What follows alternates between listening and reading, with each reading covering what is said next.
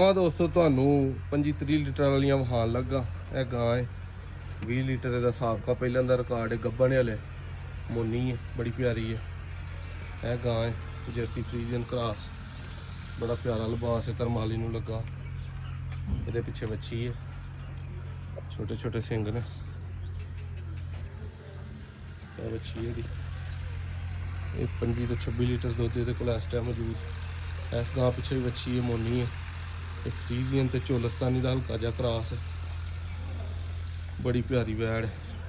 ਲਿਬਾਸ ਤੁਹਾਡੇ ਸਾਹਮਣੇ 30 ਲੀਟਰ ਦੁੱਧ ਗਾਂ ਕਰੇਗੀ ਇਸ ਟਾਈਮ। ਬੋਲਾ ਗਾਂ ਕੋ 25-26 ਲੀਟਰ ਦੇ ਕੋਲ ਵੀ ਮੌਜੂਦ ਹੈ।